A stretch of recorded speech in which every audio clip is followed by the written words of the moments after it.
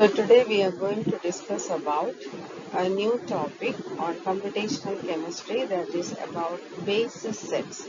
Now what are these basis sets? Now will you define these basis sets?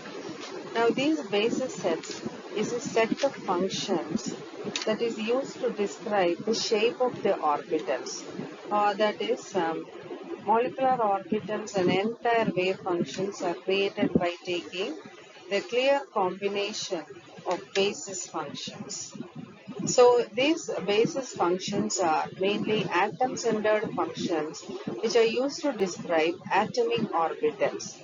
And these basis or functions or sets are commonly called as basis sets. So a collection of these basis functions are called basis sets. Now, these basis sets are actually the representation of atomic orbitals, and this will help to calculate molecular orbitals using the linear combination of atomic orbitals. So, these basis sets are actually the molecular orbitals of these molecules, and this can be represented by this equation. Psi of molecular orbital is C151 plus C252 plus C353, etc. And now this phi term is called the basis set. So if we change the atomic orbitals, the functions will also change. So the electronic wave functions will also change accordingly if you change the atomic orbitals. So choice of this basis set is very important in calculating the electronic wave functions.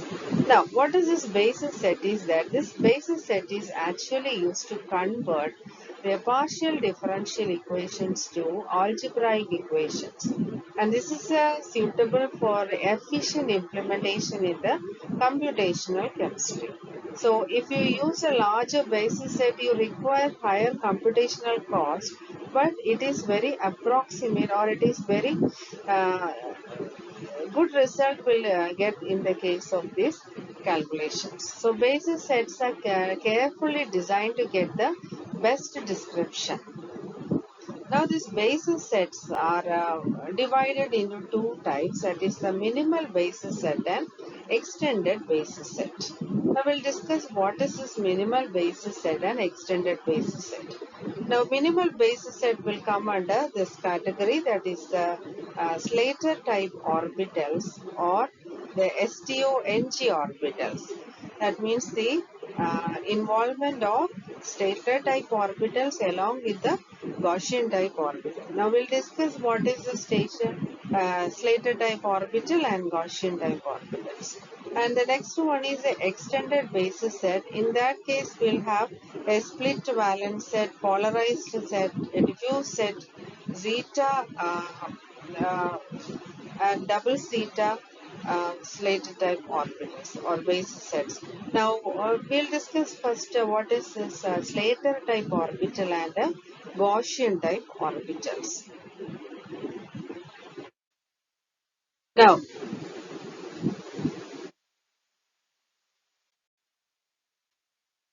what is this Slater type orbital and Gaussian type orbitals? Now, in the Slater type orbitals, we have the equation as phi STO as x, y, z, n, x raised to a, y raised to b, z raised to c, the e raised to minus zeta r.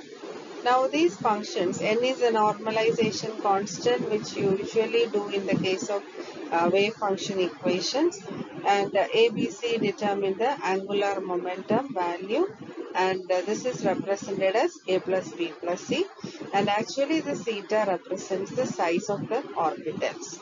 Now this type of Slater type orbital resembles hydrogen-like system, that is one electron systems are mainly calculated in the Slater type orbitals. But so it will be very difficult to integrate in the case of polyatomic molecules. But in the case of Gaussian type orbitals, what it is, when you look at this difference, this is e raised to minus zeta r square. Now, there is a difference between this Slater type orbital and Gaussian type orbital, that if you draw a graph connecting this one, you will get a smooth curve in the case of a Gaussian type orbital, and this tails off faster than a Slater orbital, and also it is easy to integrate. So what is the difference between this Slater type orbital and Gaussian type orbital? Now, the Slater type orbitals require more calculation, and tremendous amount of time is required for this type of calculation when you compare to that of GTOs. But on the other hand, these GTOs are less accurate, but it is much faster than STO. That is the advantage.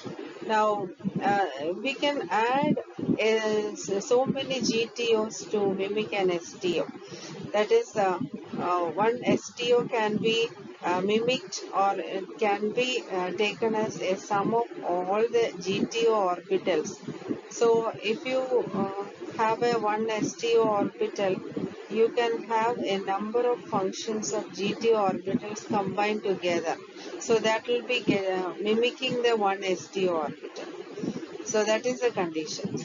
That means if you are identified with an Slater type orbital as STONG, where n is a constant, this Ng represents the number of Gaussian type orbitals which you use for uh, taking into consideration this STO.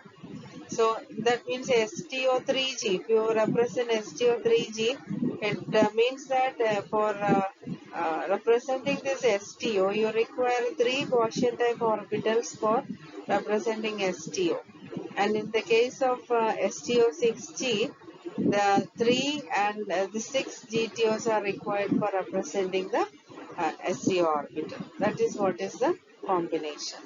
Now next comes what is meant by this contracted Gaussian type orbitals. Now this contracted Gaussian type orbitals means it's a combination of GTOs which is used to mimic this one single STOs. And this contracted GTOs can be written as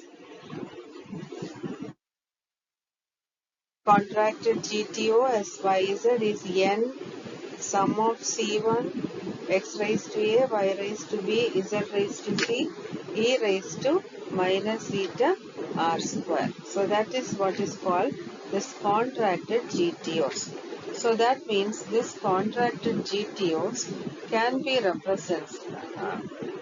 This is a linear combination of these primitive Gaussian type orbitals. That is what is called the contracted Gaussian type orbitals.